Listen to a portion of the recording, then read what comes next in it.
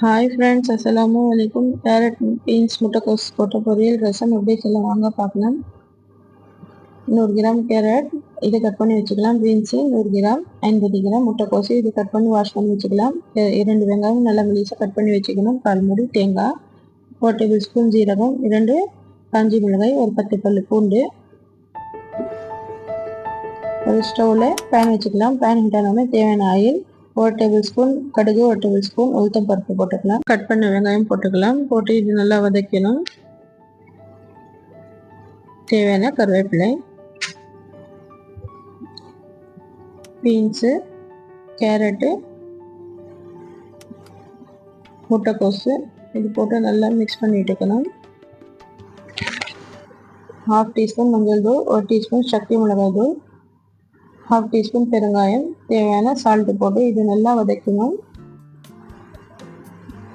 ஒரு 5 மினிட்ஸ்க்கு இது மூடி போட்டு ஸ்டவ் சிம்மில் வச்சுட்டு அதுக்கப்புறம் ஓப்பன் பண்ணி ஒரு 1/2 டம்ளர் தண்ணி போட்டு இது நல்லா மிக்ஸ் பண்ணி விட்டுணும். அதுக்கப்புறம் மூடி போட்டு வெஜிடபிள் வேகத்துக்கு விட்டுலாம்.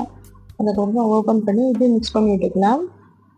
தேங்காய், ஜீரகம், காஞ்சி மிளகாய், பூண்டு இது கொரப்பு அரிசி இதில் போட்டுக்கணும்.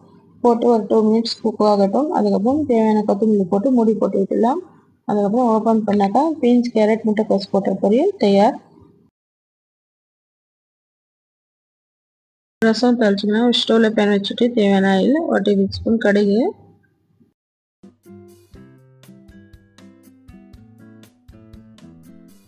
காஞ்சி மிளகாய் கிள்ளி போட்டுக்கலாம். தேவையான கருவேப்பிலை, ஜீரகம், மிளகு, பூண்டு இதெல்லாம் பேஸ்ட்டாக அரைச்சி இதில் போட்டுக்கலாம். தக்காளி போட்டு நல்லா மிக்ஸ் பண்ணி விட்டுக்கணும். பெருங்காயம் 1/2 டீஸ்பூன் மஞ்சள் தூள் போட்டு இது நல்லா மிக்ஸ் பண்ணி விட்டுக்கணும். புளி வாஷ் பண்ணி ஊற வச்சது புளி தண்ணி இதில் கரைச்சி போட்டுக்கலாம். போட்டு நல்லா இது மிக்ஸ் பண்ணி விட்டுக்கணும். இதுக்கு தேவையான தண்ணி போட்டுக்கலாம். தேவையான உப்பு போட்டு இது ஒரு 5 மினிட்ஸ்க்கு மூடி போட்டு விட்டுடலாம். அவ்வளோதான், மேலே நுரை மாதிரி வந்தாக்கா ரசம் தயார்.